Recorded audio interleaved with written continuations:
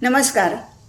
श्री विनीत विनायक जोशी लिखित चैतन्य परीस हे पुस्तक आपण वाचत आहोत. आज आपण 4थ्या प्रकरणातला पुढचा भाग वाचायला घेतो आहोत. नामाने कलीची सत्ता नाहीशी होते, म्हणून नामधारकाला कलीची बाधा नाही. श्री महाराज म्हणतात, वाईट किंवा विषयाच्या वासनेने बुद्धी भ्रष्ट करणं हेच कलीचं मुख्य काम होय. नामाने कलीची सत्ता नाहीशी होते. कलीच्या मुळावर घाव घालण्याचं काम नाम करतं. 7. नाम घेणाऱ्याला सत्कर्म टाळू म्हणून टाळता येणार नाहीत. श्री महाराज म्हणतात, भगवंताच्या स्मरणात केलेलं कर्म म्हणजे सत्कर्म. नाम हे स्वतः सिद्ध असल्याकारणाने ते जाणता किंवा अजाणता घेतलं तरी ते सत्कर्म याच सदरात मोडतं. ज्याप्रमाणे मूल झालं की मुलाच्या आईला पानं फुटणं, मुलाचं लाड करणं, प्रेम करणं या गोष्टी न शिकवता सहजच होतात, त्याप्रमाणे नाम मुखी आलं की सत्कर्म होऊ लागतात. नाम घेणाऱ्याला सत्कर्म टाळू म्हणून टाळता येणार नाहीत. प्रपंच अति दक्षतेने करावा. प्रयत्नाला कधी मागे पडू नये. फळ देणारा भगवंत आहे ही भावना ठेवून वागावं. जी परिस्थिती येईल त्यात समाधान बिघडू देऊ नये. नामरूपी औषध सर्व रोगातून मुक्त करील. एखाद्या आईला सांगितलं की तू मुलाला जवळ ठेव, पण त्याच्यावर प्रेम करू नकोस, तर ते जसं शक्य नाही तसं नाम घेणाऱ्याला सत्कर्म टाळू म्हटलं तरी टाळता येणार नाही. नाम मुखी आलं की सत्कर्म आपोआप होऊ लागतात. आपल्या प्रत्येक कर्माचा साक्षी राम आहे असं समजून वागावं, म्हणजे दुष्कर्म हातून घडणारच नाही. 8. नामस्मरणाने देहबुद्धीचा विसर पडतो. श्री महाराज सांगतात, मनाच्या सर्व दुःखाला कारण देहबुद्धी आहे. ती जायला उपाय एकच, प्रेमाने भगवंताचं नामस्मरण करावं. आहे त्या परिस्थितीत समाधान नसणं हा देहबुद्धीचा स्वभाव आहे. मनाला खरं तर स्वास्थ्य हवं, पण ते मिळवण्याकरता साधन करणं जरूर आहे. मनाचं स्वास्थ्य बिघडायला कारणं काय ती पाहू. पहिलं, आपल्या इच्छेविरुद्ध गोष्ट होणं. दुसरं, आपल्या मागच्या बऱ्या वाईट कर्माची आठवण होणं. आणि तिसरं, उद्याची काळजी करणं. जो तो आपल्या इच्छेप्रमाणे व्हावं असं म्हणणार. सर्वजण तुमच्याच इच्छेप्रमाणे कसे चालतील? तुमच्या इच्छेविरुद्ध गोष्टी होणारच. तेव्हा स्वास्थ्य बिघडू न द्यायला आपली इच्छाच नाहीशी करावी. कोणतीही वस्तू मिळावी ही बुद्धी नाही ठेवू. हाव सोडावी, लोकांची आस सोडावी, अभिमान सोडून कर्म करत राहावं. प्रयत्न करून यश आलं नाही की दुःख होतं, स्वास्थ्य बिघडतं.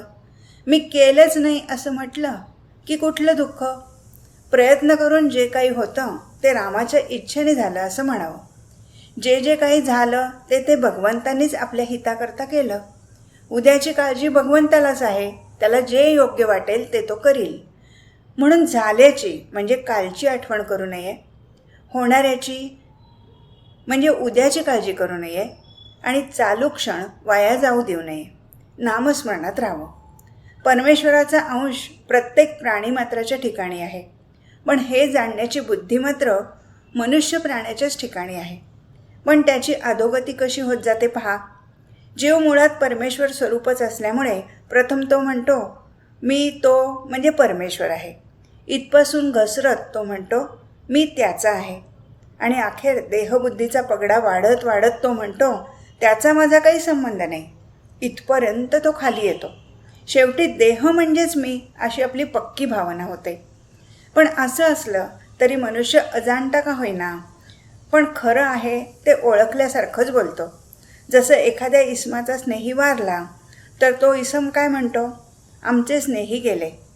याचाच अर्थ समोर असलेल्या देहाला तो स्नेही समजत नसून त्यात असणाऱ्या चैतन्याला, ईश्वरी अंशाला तो खऱ्या अर्थाने आपला मित्र समजतो.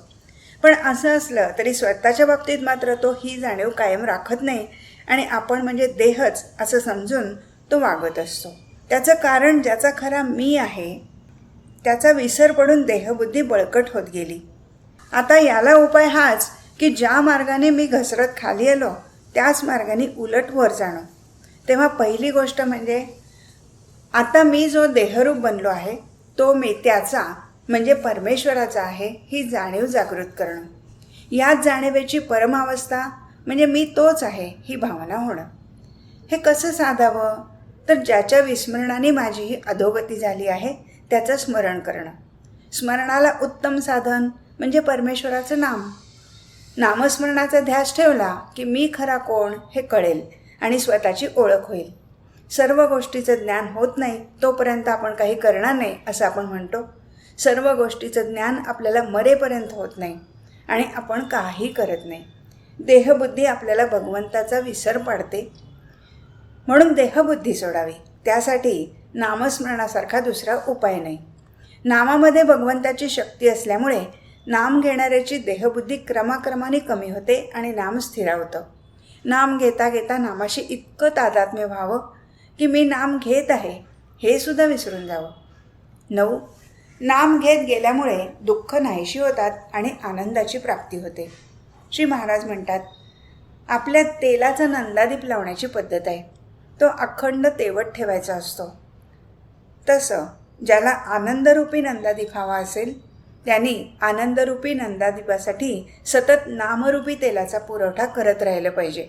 थोडक्यात म्हणजे ज्याला आनंद हवा असेल त्यांनी सतत नाम घेतलं पाहिजे. आनंदाचा उगमच नामात आहे. परमात्म्याजवळ नेहमी आनंद हा असायचाच असं समजावं. आपण जगामध्ये जो व्याप वाढवतो तो आनंदासाठीच वाढवतो. पण भगवंताच्या व्यतिरिक्त असणारा आनंद हा कारणांवर अवलंबून असल्याकारणाने ती कारणं नाहीशी झाली की तो आनंद पण मावळतो. म्हणून हा आनंद अशाश्वत होय. खावं प्यावं मजा करावी या तत्त्वज्ञानाचा मोठा दोष असा की ते देहबुद्धीवर आधारलेलं असल्याकारणाने कायमचं म्हणजे टिकणारं नाही. कारण आजची चांगली परिस्थिती उद्या बिघडली की त्याची मजा गेली. उलट येईल त्या परिस्थितीत आपण आनंद निर्माण करावा. ज्या स्थितीत परमात्मा ठेवतो त्यात आनंद मानावा. प्रपंचातल्या दुःखाबद्दल वाईट वाटून घेऊ नये. मिळवण्याची आणि मिळवण्याची हाव वाढल्यामुळे दुःख होतं. ही हाव नाहीशी व्हायला नामस्मरण हाच उपाय आहे. जिथे भगवंत तिथे आनंदी आनंद असतो. ज्याच्याजवळ भगवंत आहे त्यालाच आनंदाचं जगणं प्राप्त होईल. म्हणून ज्याला आनंदाने जगायचं आहे त्याने नाम घ्यावं. रोज अगदी 5 मिनिटं का होईना भगवंताशी अनन्य व्हायला शिका. अशा त्या 5 मिनिटाचा आनंद 100 वर्ष नुसतं जगून मिळणार नाही. साखरेच्या गोडपणाबद्दल तासनतास निरूपण करण्यापेक्षा एक चिमूटभर साखर तोंडात टाकली असताना जसा खरा आनंद मिळतो तसंच इथे आहे. 10. भगवंताच्या स्मरणात समाधान मिळतं. श्री महाराज म्हणतात, मनुष्य कसाही असला तरी भगवंताच्या स्मरणात त्याला समाधान खात्रीने मिळेल. मनुष्याची सर्व धडपड शाश्वत समाधान मिळवण्यासाठी चालू आहे आणि ते समाधान फक्त भगवंताकडे असल्यामुळे समाधानासाठी प्रत्येक माणसाला भगवंताची गरज आहे. पण आपल्या सर्व धडपडीतून भगवंताच्या प्राप्तीचं समाधान आपल्याला मिळत नाही. त्याला परिस्थिती कारणीभूत आहे असं सर्वजण सांगतात. परिस्थिती संबंधी विचार करताना एक बाह्य परिस्थिती आणि एक अंतरस्थिती याचा विचार करावा लागेल. बाह्य परिस्थितीचा विचार करता त्यामध्ये नामस्मरण करता येत नाही हे म्हणणं काही बरोबर नाही. पुष्कळ लोक आर्थिक अडचणीविषयी तक्रार करतात. पैसा नसल्याकारणाने प्रपंचात काळजी उत्पन्न होऊन भगवंताकडे लक्ष द्यायला सवडच मिळत नाही असं बरेच जण सांगतात. पण खरोखर जगात भरपूर धन मिळवून वैभवाच्या शिखरावर पोचलेले कितीसे लोक नामस्मरण करतात. आजपर्यंत किती राजे लोक आपलं राजवैभव लाथाडून भगवंताच्या प्राप्तीसाठी बैरागी झाले. म्हणून पैसा नसणं हे भगवंताच्या प्राप्तीच्या आड येतं हे म्हणणं बरोबर नाही. उलट पैसा भगवंताची निष्ठा कमी करतो. म्हातारपणी उपयोगी पडावा म्हणून पैसा साठवावा तर म्हातारपणापर्यंत जगेन ही खात्री कोणी द्यावी. वेताळाची स्वारी निघाली की त्याबरोबर पिशाच्ची निघायचीच. त्याप्रमाणे पैसा आला की त्याबरोबर तळमळ, लोभ, असमाधान ही यायचीच. पैसा आपण वापरू तसा वापरला जातो. बाप मुलगा, भाऊ भाऊ, भाऊ बहीण, मित्र मित्र यांच्यामध्ये वितुष्ट आणायला कारण काही असेल तर तो पैसाच होय. म्हणून भगवंताने आपल्याला ज्या स्थितीत ठेवलं आहे त्यात समाधान मानून त्याचा विसर पडू न द्यावा. चित्तात ज्याचे राहिले समाधान तोच भगवंताचा आवडता जाण या उक्तीवर विश्वास ठेवावा. खरी तळमळ असली म्हणजे सहजपणे नामस्मरण होऊन समाधानाची प्राप्ती होते. आपण मनापासून भगवंताला स्मरलं तर तो आपल्याला सुखासमाधानात ठेवल्याशिवाय राहणार नाही. 11. नाम सुरुंगाप्रमाणे आहे. विकाररूपी मोठाले खडक ते फोडून टाकते. श्री महाराज म्हणतात, विकार हे काही मुळात टाकाऊ नाहीत, ते भगवंतानेच दिले आहेत. म्हणून जीवनात त्यांना योग्य स्थान असेलच असेल. किंबहुना व्यवहारामध्ये विकाराची जरूर आहे. मात्र विकारांना आपण सत्ता गाजवून वापरायला शिकलं पाहिजे. विकारांनी आपल्यावर सत्ता गाजवता कामा नये. नाम सुरुंगाप्रमाणे आहे. विकाररूपी मोठाले खडक ते फोडून टाकते. 12. नामस्मरणाने वृत्ती सुधारून अंतरंगात बदल घडून येतो आणि चित्तशुद्धी होत जाते. श्री महाराज म्हणतात, नामाने सद्बुद्धी उत्पन्न होते. नाम घेतल्यामुळे सद्गुणाचा उदय होतो आणि बुद्धी शुद्ध बनते. तमोगुण हा तिन्ही गुणात जास्त जड असल्याकारणाने त्याचा परिणाम या जगामध्ये लगेच दिसून येतो. दुष्टबुद्धी हा तमोगुणाचा परिणाम आहे. परंतु भगवंताच्या नामाने बुद्धी स्वच्छ करण्याची सोय माणसाच्या ठिकाणी आहे. यासाठी पुष्कळ नामस्मरण करावं, म्हणजे सद्गुणाचा उदय होतो आणि बुद्धी शुद्ध बनते. नाम तुम्ही आपल्या हृदयात सतत जागृत ठेवावं. आपण नामाची जागृती ठेवली म्हणजे विकारांना बाहेर पडता येणार नाही. मन आपल्याला विषयाचा आहेर करत असताना आपण त्याला नामाचा आहेर करावा. आपण आपल्या अंतःकरणात नामाची धग लावावी. त्यामुळे दोष वर येतील. ते काढून टाकले की अंतःकरण शुद्ध होईल. शुद्ध अंतःकरण ठेवून नाम घेतलं तर भगवंताच्या कृपेचा अनुभव येईल. नामानेच अंतरंग शुद्ध बनतं. नामानेच मन अंतरात प्रवेश करून स्थिर बनतं. बुद्धिवाद्यांना एक शंका येते की परमेश्वर हा जर बुद्धिदाता आहे तर मग दुर्बुद्धी झाली तर तो दोष माणसाचा कसा म्हणता येईल? ह्याला उत्तर असं आहे की ज्याप्रमाणे सूर्याचं अस्तित्व प्रकाशाला कारण आहे आणि सूर्याचं अस्तित्व नसणं हे काळोखाला कारण आहे, तसं भगवंताचं स्मरण हे सद्बुद्धीला आणि विस्मरण हे दुर्बुद्धीला कारण आहे. भगवंताचं स्मरण ठेवलं म्हणजे दुर्बुद्धी होणार नाही. म्हणून नेहमी भगवंताच्या स्मरणात राहावं. व्यवहार नीट करून त्यामध्ये भगवंताचं अनुसंधान ठेवावं. भगवंताचं अनुसंधान ठेवलं म्हणजे त्याच्या कृपेने प्राप्त झालेला दिवस त्याच्याकडे लागतो. श्री महाराजांचं हे सांगणं आहे की भगवंताचं स्मरण हे सद्बुद्धीला आणि विस्मरण हे दुर्बुद्धीला कारण आहे. बऱ्याचदा उपासना मार्गावर मार्गक्रमण करीत असताना काही वेळेला विचारांचं जोरदार प्रकटीकरण होतं. उदाहरणार्थ, अतिप्रमाणात राग अथवा संताप व्यक्त केला जातो किंवा स्वतःवरचं नियंत्रण सुटल्यामुळे हातून चुकीची कर्म घडतात. अशा वेळी अहंभाव वाढलेला असल्याकारणाने त्या क्षणी भगवंताचं विस्मरण होतं. नामाची जागृती राहत नाही. भगवंताचं अनुसंधान टिकत नाही. म्हणून श्री महाराजांनी सांगितल्याप्रमाणे सतत भगवंताच्या स्मरणात राहावं. नामाची जागृती ठेवावी म्हणजे विकाराचं प्रकटीकरण व्हायला मर्यादा निर्माण होतील. 13. नामाने वासनेचा क्षय होतो. श्री महाराज सांगतात, वासनेत जीव गुंतला, कष्टी फार फार झाला. नदी जशी अखंड वाहते तशी वासना सारखी वाहते. वासना भोगाने कमी होत नाही, त्यागाने नाहीशी होत नाही. वासना असणं हा मनुष्याचा सहज गुण आहे. वासनेतच मनुष्याचा जन्म आहे आणि मृत्यूसमयी जशी वासना धरावी तसा पुनर्जन्म प्राप्त होतो. म्हणून वासनेतच अंत आहे. पण आपण कळून सवरून वासनेला, अहंपणाला आधार देतो, इथेच चुकतं. ज्या वासनेत आपला जन्म होतो ती वासनाच भगवंताच्या नामाने मारून टाकावी. वासना नष्ट होणं म्हणजे देहबुद्धी नष्ट होणं. त्यासाठी सतत नामात राहिलं पाहिजे. वासनेचा क्षय भगवंताच्या नामात आहे. नामात राहणं म्हणजेच वासना मारणं, म्हणजेच मरणातीत होणं. जो नामात राहिला त्याचा वासनाक्षय झाला. पुष्कळ वेळा चांगले अधिकारी जीव एखाद्या लहानशा वासनेमुळे अडकून पडतात. मग ते अध्यात्मदृष्ट्या चांगल्या कुळामध्ये जन्म घेतात. तिथे त्यांची वासना तृप्त व्हायला वेळ लागत नाही. म्हणून ते लहानपणीच जग सोडून जातात. त्यांच्या मृत्यूचं दुःख करणं बरोबर नाही. 14. नाम हे भाव उत्पन्न करतं. श्री महाराज सांगतात, नाम हे भाव उत्पन्न करतं. भावयुक्त अंतकरणाने आपण नाम घेतलं म्हणजे आपलं काम शीघ्र होतं. 15. नामस्मरणाने अभिमानाचा विसर जातो. श्री महाराज म्हणतात, नामाचं प्रेम लागलं की कर्तेपणाचा अभिमान कमी होतो.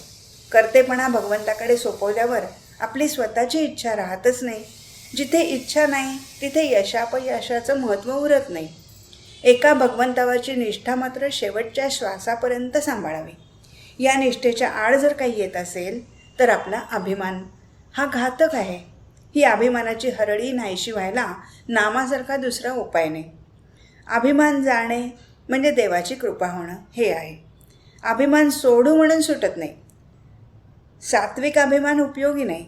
एक वेळ प्रपंचाचा अभिमान पत्करतो, कारण तो लवकर जाण्याचा संभव असतो. पण सात्विक अभिमान सुटायला फार वेळ लागतो. 16 बुद्धीची स्थिरता ठेवणे हे नामानेच साधेल. श्री महाराज म्हणतात, बुद्धी जोवर स्थिर आहे तोवर कार्य साधून घ्यावं. आजची बुद्धी उद्याला टिकत नाही असं आपलं चाललं आहे. संकल्प विकल्पाने आम्ही बेजार होतो. वासना म्हणजेच विषयाचं हवं नको पण जसजसं कमी होईल तसतशी बुद्धी नामात स्थिर होत जाईल.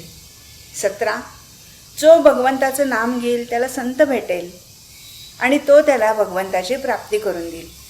श्री महाराज म्हणतात, एक मनुष्य रस्त्यामध्ये पडला होता. एका सज्जन माणसाने त्याला घरी नेलं, त्याच्यावर उपचार केले. तसं आपण भगवंताच्या नामात पडून राहावं. त्यात राहिलं की कोणीतरी संत भेटतो आणि आपलं काम करतो. आपण मात्र सरळ मार्गात पडलं पाहिजे. नुसत्या विषयात राहणं हा आडमार्ग आहे. नामात राहणं हा सरळ मार्ग आहे. 18 श्री महाराज म्हणतात, भगवंताचं नाम हे साठवून ठेवलेल्या पैशाप्रमाणे आहे. वेळप्रसंगी ते खास उपयोगी पडतं. श्री महाराजांनी सांगितल्याप्रमाणे भगवंताचं नाम हे वेळप्रसंगी आपल्याला उपयोगी पडतं. ज्यावेळी भगवंताच्या मदतीची आपल्याला गरज भासते त्यावेळी ती हमखास प्राप्त होते. कोणीतरी येऊन आपल्याला मदतीचा हात देऊन जातो. कोणाच्या तरी रूपाने येऊन भगवंत आपली गरज भागवतो. ध्यानीमनी नसताना एखादी निकडीची गोष्ट प्राप्त होते. एखाद्या गोष्टीच्या कमतरतेमुळे भविष्यात काही काम आणणार असेल तर ती गोष्ट प्राप्त होते. भगवंताचं नाम एखाद्या संकटातून आपल्याला तारून नेतं, तुम्हाला सांभाळतं. वेळप्रसंगी आपल्या कल्पनेच्या पलीकडे आपली आर्थिक, शारीरिक, मानसिक अवस्था भक्कम करतं. म्हणून श्री महाराज म्हणतात की भगवंताचं नाम घेत गेल्यामुळे वेळप्रसंगी ते नाम खास उपयोगी पडतं. 19 अंतकाळी नामस्मरण होण्याने अंतकाळ साधला जातो. श्री महाराज म्हणतात, तुम्ही कसेही असा पण भगवंताच्या नामाला सोडू नका. अंतकाळी अगदी शेवटी सुटणारी वस्तू म्हणजे भगवंताचं नाम पाहिजे. नामात शेवटचा श्वास गेला पाहिजे. याहून दुसरं काय मिळवायचं. अंतकाळी ज्यांनी नाम घेतलं त्याच्या विषय वासना मेल्या असं नसतं. तो काही एकदम मुक्त होत नाही, पण पुढच्या जन्मी तो अति सात्विक म्हणून जन्माला येईल. सात्विक म्हणजे भगवंताची प्राप्ती करून घ्यावी असं वाटणारं होय. नामस्मरण जर शेवटपर्यंत चालू राहिलं तर तो योगच आहे आणि त्या एकाशी योग साधणारा तो योगिक समजावा. अंती घेता माझे स्मरण मी उद्धरीन त्यास आपण, हे भगवंताने दिलेलं वचन आहे. तेथे कोणतेही शंका घेऊ नये. भाग्याचा दिवस तोच की ज्या दिवशी नामस्मरणामध्ये देहाचा अंत झाला. आपले जन्म आणि मरण एक प्रकारे रोज घडत असतं. आपण निजलो, झोपी गेलो की मरण समजावं आणि उठलो, जागे झालो की आपला जन्म झाला असं समजावं. आम्ही दररोज जगतो आणि मरतो. एकदा निजला आणि पुन्हा जागा झाला नाही की ते मरणच. झोप हे एक प्रकारचं मरणच आहे. एवढ्याकरता झोपी जाताना नामस्मरण करत करत झोपी जावं, म्हणजे उठतानाही नामस्मरणातच जागेल. पण झोपेच्या वेळी नाम येण्यासाठी त्याचा अगोदर अभ्यास करणं जरूर आहे. सदोदित नामस्मरण केलं नाही तर अंतकाळी कसं येईल. तेव्हा नामस्मरणाच्या अभ्यासाला आजपासून सुरुवात करूया. अंतकाळी मनुष्य मनाच्या कोणत्या अवस्थेमध्ये जातो यावरून त्याच्या पारमार्थिक अवस्थेची कल्पना येऊ शकते. साधा मनुष्यसुद्धा नामाच्या योगाने मोठ्या योग्यतेला चढतो. अर्थात ते कळायला आपण स्वतः नामामध्ये मुरलं पाहिजे. नामामध्ये फार सामर्थ्य आहे. कोणी त्याचा अनुभव घेऊन पाहत नाही त्याला काय करावं. नित्य नामस्मरण केल्यावाचून अंती ते येणार नाही. अंतकाळी सगळ्यात शेवटी सुटणारी वस्तू म्हणजेच भगवंताचं नाम पाहिजे. नामात शेवटचा श्वास गेला पाहिजे. नाम इतकं खोल गेलं पाहिजे की प्राणाबरोबर ते बाहेर पडावं. असं नाम जो घेतो त्याच्या देहाला सुखदुःखाची जाणीवच राहणार नाही. तो आनंदात राहील. मला खात्री आहे राम त्याचं कल्याण करेल. नामात शेवटचा श्वास जाण्याकरता आत्तापासून सतत नामात राहण्याचा प्रयत्न करा. प्रकरण 5 प्रपंचाचं खरं स्वरूप. मागील प्रकरणात नामस्मरण हे सर्वश्रेष्ठ साधन कसं आहे, नामाचे विविध अंग, नाम हे साधनही आहे आणि साध्यही आहे, नामस्मरण करत असताना मनात निर्माण होणाऱ्या शंका आणि श्री महाराजांनी त्या शंकांचं केलेलं समाधान नामस्मरण सतत करत गेल्याने नाम हे साक्षात भगवंताकडे नेऊन कसं पोचवतं आणि सत्वगुणाची वाढ होऊन संपूर्ण आयुष्य आपण शाश्वत आनंदात आणि समाधानात जगून अंतकाळ कसा साधला जातो या अनेक बाबींचा परामर्श घेतला. श्री महाराज म्हणतात की ज्याप्रमाणे आपण जमिनीवर पडलेलं नाणं उचललं की नाण्याच्या दोन्ही बाजू एकदमच हातात येतात, त्याप्रमाणे प्रपंचात पडलो की परमार्थ त्याबरोबरच येतो. जन्माला आल्यानंतर प्रपंच आणि परमार्थ दोन्ही गोष्टी मनुष्याला एकदम लागू होतात. श्री महाराजांनी सांगितल्याप्रमाणे प्रत्येक जीवाचं जे मनुष्य जन्माला येण्याचं प्रयोजनच मुळी परमेश्वर प्राप्ती आहे, पण त्याला एकीकडे प्रपंच करावाच लागतो. श्री महाराज म्हणतात की मनुष्य जेव्हा दुसऱ्यावर अवलंबून असतो आणि दुसऱ्यापासून सुख मिळवण्याचा प्रयत्न करतो तेव्हा तो प्रपंचीच असतो. आणि म्हणून लग्न न करता मनुष्य एकटाच राहिला तरी तो प्रपंचीच असतो. श्री महाराज सांगतात की प्रपंचाच्या झटापटीत परमार्थ करावा. त्यासाठी प्रपंचाचं स्वरूप कसं आहे हे प्रथम समजून घेणं आवश्यक आहे. श्री महाराजांनी प्रपंचाचं स्वरूप विविध अंगाने विशद केलं आहे. प्रस्तुत प्रकरणात त्याचा परामर्श घेतला आहे. 1. उणीव हे प्रपंचाचं रूप आहे. श्री महाराज म्हणतात, उणीव हे प्रपंचाचं रूप असल्यामुळे तो पूर्ण झाला असं कधीच होणार नाही. नुसत्या प्रपंचामध्ये सुख नाही. प्रपंच हा इथून तिथपर्यंत सगळा सारखाच, गरिबाचा असो की अडाण्याचा असो, अधिकाऱ्याचा असो की कारकुनाचा असो, या देशातला असो की त्या देशातला असो. प्रपंचाचा धर्म जो उणेपणा, अपुरेपणा किंवा तात्पुरतेपणा तो कधीही कुठेही बदलत नाही. म्हणून जे आपल्यापाशी नाही ते ज्याच्यापाशी आहे त्याच्या प्रपंचाला पाहून आपण भुलून जाऊ नये. आहे त्यात समाधान ठेवावं. मनुष्य जगात कितीही मोठा असला तरी त्याच्या प्रपंचात काहीतरी न्यून असतंच. न्यूनता नाही असा प्रपंचच नाही. एखादा प्रापंचिक माझा प्रपंच पूर्ण आहे म्हणून सांगणारा भेटेल, पण चाललं आहे असंच चालावं यात कमी तर नाही न पडणार अशी त्याला काळजी असतेच. म्हणजे त्याला खरं सुख असं नसतंच. श्री महाराज सांगतात की उणीव हेच प्रपंचाचं रूप आहे. खरोखरच एखाद्या गरीब व्यक्तीचा प्रपंच असो की एखाद्या श्रीमंत व्यक्तीचा प्रपंच असो, काहीतरी उणीव त्या प्रपंचात असतेच. गरिबाच्या प्रपंचात जास्त उणीवा असतील, पण धनवान व्यक्तीच्या प्रपंचात देखील एखादी तरी उणीव अथवा न्यूनता असतेच. प्रपंचात एखादी बाजू भक्कम असेल तर दुसरीकडे कमतरता असते. एखादी गोष्ट मिळाली तरी दुसरी गोष्ट मिळेलच असं नाही. गरीब व्यक्तीच्या प्रपंचात पैसा कमी असतो. बऱ्याचदा आर्थिक चणचण असते. एखादी गोष्ट प्राप्त करायची म्हटली तर पैशांची जुळवाजुळव करण्यात अडचणी येतात. तर दुसरीकडे एखाद्या श्रीमंत व्यक्तीच्या प्रपंचात कोणत्याही भौतिक वस्तूची, पैशा अडक्याची कमतरता नसते, पण दुसरी एखादी उणीव असते. भौतिक संपत्तीच्या बरोबरीने काही वेळेला इतरही गोष्टींची उणीव किंवा कमतरता प्रपंचात असल्याचा अनुभवाला येतं. एखाद्याच्या प्रपंचात मुलांची शिक्षणं नीट होत नाहीत, कोणाला मनासारखी नोकरी मिळत नाही, मिळाली तर पुढे ती टिकेल की नाही याची शाश्वती नसते.